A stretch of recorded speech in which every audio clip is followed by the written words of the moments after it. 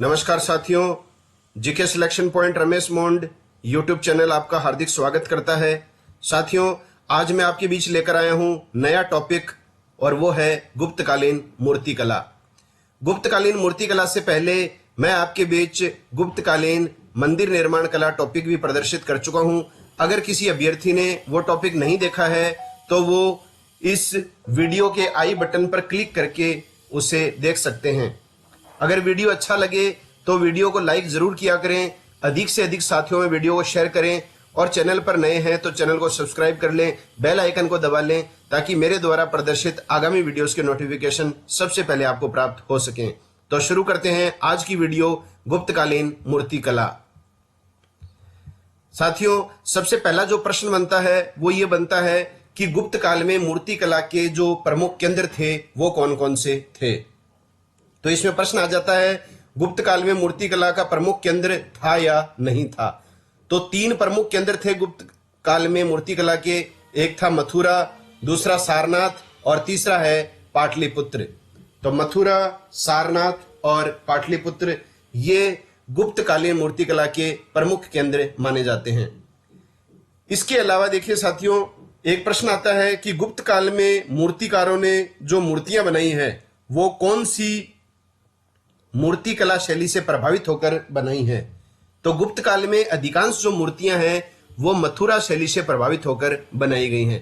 तो दो प्रश्न आपके कवर हो गए हैं। मूर्तिकला के प्रमुख केंद्र तो कौन कौन से हैं? मथुरा, सारनाथ और पाटलिपुत्र। इसके अलावा मथुरा शैली से प्रभावित होकर गुप्त काल में अधिकांश मूर्तिकारों ने मूर्तियां बनाई हैं। अब देखिए, एक प्रश्न और आता है, भारतीय इतिहास का स्वर्ण युग। सभी विद्यार्थी जानते भी होंगे, भारतीय इतिहास का स्वर्ण युग या भारतीय इतिहास का स्वर्ण काल ये जो है वो माना जाता है गुप्त काल को। तो किस विकास की दृष्टि से, किस दृष्टि से गुप्त काल को भारतीय इतिहास का स्वर्ण युग कहा जाता है? तो वो है कला व साहित्य के विकास की दृष्टि से।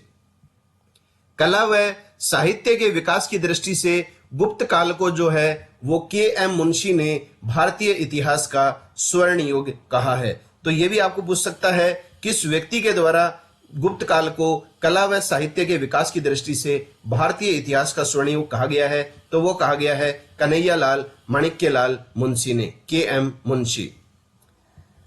अगली बात आती है कि गुप्तकालीन जो मूर्तियां हैं वो किसकी बनाई जाती थी? तो मूर्तियां बनाई जाती थी धातु, पत्थर तथा मिट्टी की।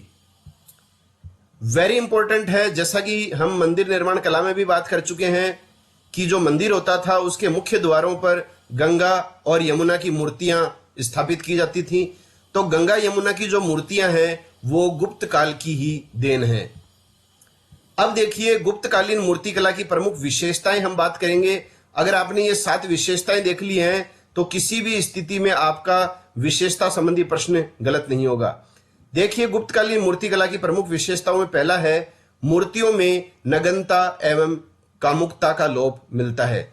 देखिए साथियों, गुप्त जो थे वो प्रारंभ में कुषाणों के सामंत थे और कुषाणों की जो मूर्तिकला की जो शैली थी उसमें नग्नता और कामुकता को बहुत ज्यादा दर्शाया जाता था। लेकिन गुप्त काल में क्या हुआ, कुषाणों की इस नग्नता और कामुकता की शैली का लोप कर दिया गया। तो गुप्तकालीन मूर्तियों में नग्नता और कामुकता का लोप पाया जाता है।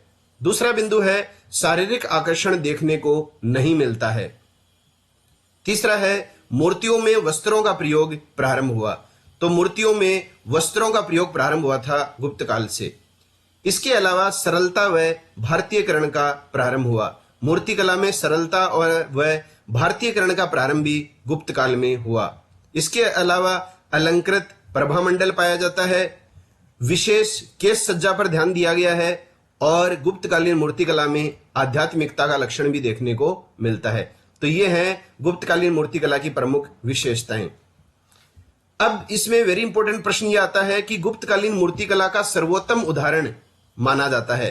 तो गुप्तकालीन मूर्तिकला का सर्वोत्तम उदाहरण माना जाता है सारनाथ की मूर्तियों को। गुप्तकालीन मूर्तिकला का सर्वोत्तम उदाहरण किसे माना जाता है? तो वो है सारनाथ की मूर्तियां। सारनाथ से प्राप्त बौद्ध मूर्तियों का निर्माण चुनार के सफेद बालूदार पत्थर से हुआ है। तो सारनाथ से जो मूर्तियां मिली हैं, महात्मा बुद्ध कालीन मूर्तियां, उन मूर्तियों का जो निर्माण है वो चुनार के सफेद बालूदार पत्थर से हुआ है। इसके अलावा सूर्य की जो मूर्ति मिली है वो कहां से मिली है? काशी तथा कौशाम्बी। काशी और कौशाम्बी से सूर्य की मूर्ति मिली है। अब एक प्रश्न आता है, शिव के अर्धनारीश्वर रूप की रचना किस काल से मानी गई है? तो शिव के अर्धनारीश्वर रूप की रचना जो सबसे पहले हुई है वो हुई है गुप्त काल में। इसके बाद में देखिए हम बात करेंगे गुप्तकालीन मूर्तिकला के स्थान और इन स्थानों से किन की मूर्तियां प्राप्त हुई हैं। यहां से ज्यादा प्रश्न आने की संभावना रहती है। अब तक जो मैंने आपको बताई वो सामान्य बातें थी कि गुप्त काल में मूर्तिकला के प्रमुख केंद्र कौन कौन से थे, किस शैली से प्रभावित होकर गुप्त काल में मूर्तियां बनाई गई, भारतीय इतिहास का स्वर्ण युग गुप्त काल को किसने कहा, मूर्तियां किसकी बनाई जाती थी, गंगा यमुना की मूर्तियां किसकी देन है, मूर्तिकला की विशेषताएं क्या हैं, मूर्तिकला का सर्वोत्तम उदाहरण किसे माना जाता है, सूर्य की मूर्ति कहाँ मिली है, शिव के अर्धनारीश्वर रूप की रचना कब हुई है। ये तो सामान्य बातें थी साथियों मूर्तिकला के बारे में। अब देखिए मेन जो प्रश्न आता है गहराई का वो यहां से आता है, गुप्तकालीन मूर्तिकला के स्थान और मूर्तियां। जैसे प्रश्न पूछ लिया जाता है महात्मा बुद्ध की पद्मासन में बैठे हुई मूर्ति, पद्मासन में बैठे महात्मा बुद्ध की जो मूर्ति है वो मिली है सारनाथ से। इसके अलावा मथुरा से मूर्ति प्राप्त हुई है खड़े बुद्ध की मूर्ति। तो विद्यार्थी इसमें कंफ्यूजन हो जाते हैं कि बैठे बुद्ध की मूर्ति में सारनाथ पड़ा था या खड़े बुद्ध की मूर्ति में हमने सारनाथ पड़ा था। तो देख लीजिए साथियों, पद्मासन में बैठे बुद्ध की मूर्ति, पद्मासन ये बड़ा शब्द है तो सारनाथ भी बड़ा शब्द है, मथुरा से 4 अक्षरों का शब्द है सारनाथ। तो सारनाथ में जो है ये बैठे बुद्ध की मूर्ति है और मथुरा में खड़े बुद्ध की मूर्ति है। इसके अलावा जैन तीर्थकर महावीर स्वामी व विष्णु की मूर्ति भी मथुरा से प्राप्त हुई है, यह भी आपको ध्यान में रखना है। अगला है देवगढ़ के दशावतार मंदिर। तो देवगढ़ का दशावतार मंदिर हम चर्चा कर चुके हैं कि सबसे पहला भारत का शिखर युक्त जो मंदिर माना जाता है वो देवगढ़ का दशावतार मंदिर माना जाता है। तो ये विष्णु को समर्पित है, तो यहाँ विष्णु की मूर्ति मिली है और अनंत शाही वराह की मूर्ति भी देवगढ़ से प्राप्त हुई है। अगला है सुल्तानगंज। सुल्तानगंज से बुद्ध की 7.5 फीट ऊंची तांबे की मूर्ति मिली है। यह भी प्रश्न जो है वो परीक्षाओं में पूछा जा चुका है। महात्मा बुद्ध की 7.5 फीट ऊंची तांबे की मूर्ति के प्रमाण कहाँ मिले हैं? तो वो मिले हैं सुल्तानगंज से। इसके अलावा देखिए वराह की जो मूर्ति है वो 3 स्थानों से मिली है, मथुरा, उदयगिरी और एरण। मथुरा, उदयगिरी और एरण से वराह मूर्ति भी मिली है। इसके अलावा मथुरा से जो है वो खड़े बुद्ध की मूर्ति भी मिली है और महावीर स्वामी व विष्णु की मूर्तियां भी मिली हैं। अब देखिए इसमें और आप थोड़ा सा विद्यार्थी कंफ्यूज हो जाते हैं कि चतुर्मुखी शिवलिंग की मूर्ति कहां से मिली है और एक मुखी शिवलिंग की मूर्ति कहां से मिली है। तो चतुर्मुखी शिवलिंग की मूर्ति मिली है करमदंडा से। करमदंडा से चतुर्मुखी शिवलिंग की मूर्ति मिली है और भूमरा व खो इन 2 स्थानों से मिली है एक मुखी शिवलिंग की मूर्ति। तो चतुर्मुखी करमदंडा से और एक मुखी शिवलिंग की मूर्ति भूमरा व खो से। इसके अलावा मानकुंवर प्रयागराज से बुद्ध की मूर्ति भी प्राप्त हुई है। तो बुद्ध की मूर्ति मानकुंवर प्रयागराज से भी प्राप्त हुई है। और एक स्थान है विदिशा। विदिशा से साथियों 3 जैन तीर्थकरों की मूर्तियां मिली हैं। इसका मतलब ये नहीं है कि 24 जैन तीर्थकर हुए हैं उसमें से 3 जैन तीर्थकरों की मिली है।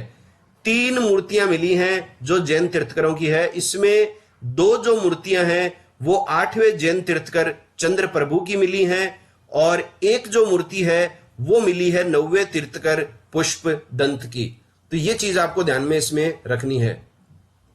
कांगड़ा जो स्थान है वहां से बुद्ध की धर्म चक्र परिवर्तन मुद्रा में पीतल की मूर्ति मिली है। तो बुद्ध के द्वारा ज्ञान प्राप्त करने की घटना कहलाती है धर्म चक्र परिवर्तन। तो बुद्ध की धर्म चक्र परिवर्तन मुद्रा में पीतल की मूर्ति मिली है कांगड़ा से। और गंगा ये यमुना की जो मूर्ति है, गंगा व यमुना की मूर्ति मिली है भूमरा से। तो ये आप स्थान और इन स्थानों से कौन सी मूर्तियां मिली हैं ये आप निश्चित रूप से देख के जाइएगा। प्रश्न आने की प्रबल संभावना इन्हीं में से रहती है। इसके अलावा देखिए गुप्त काल में मृद मूर्ति कला जिसको हम मृद भांड कला कहते हैं उसका भी विकास हुआ। तो मृद भांड कला मरण मूर्ति कला का भी गुप्त काल में विकास हुआ और राजघाट में पाई गई टेराकोटा मूर्तियां इतनी सजीव प्रतीत होती हैं जैसे मिट्टी में गेत मुखरित हो उठे हैं। तो टेराकोटा मूर्तियों के लिए प्रसिद्ध जो स्थान है वो है राजघाट गुप्त काल में। साथियों, यह है आज की अपनी वीडियो जिसमें हमने गुप्तकालीन मूर्ति कला के बारे में बात की। अगर वीडियो अच्छी लगी है तो इसे लाइक करना, अधिक से अधिक साथियों में वीडियो को शेयर करना और चैनल पर नए हैं तो चैनल को सब्सक्राइब कर लें, बेल आइकन को दबा लें ताकि मेरे द्वारा प्रदर्शित आगामी वीडियोस के नोटिफिकेशन सबसे पहले आपको प्राप्त हो सकें। अगर आपने ये वीडियो देख लिया है मूर्ति कला का तो इसको आप पर्याप्त मान सकते हैं। चाहे आप किसी भी छोटी से बड़ी परीक्षा की तैयारी कर रहे हो, इससे बाहर प्रश्न नहीं बनता है। तो आप इसी तरह से चैनल के प्रति अपना लगाव बनाए रखें। जितने भी वीडियो मेरे द्वारा प्रदर्शित किए जाएं उनको आप अच्छी तरह कंसंट्रेट होकर उनका अध्ययन करें। आप चाहें तो इनसे वीडियो को बीच में पॉज करके अपने खुद के स्तर पर भी आप नोट्स बना सकते हैं। कोई मैटर जैसे आपको कुछ अलग मिल जाए तो वो भी आप लिख सकते हैं। और बाकी अगर आपने इतनी वीडियो देख ली है तो ये आपके लिए पर्याप्त है। आपके भविष्य की अग्रिम शुभकामनाओं के साथ मिलते हैं नई वीडियो के साथ। तब तक के लिए जय हिंद, जय भारत, वंदे मातरम।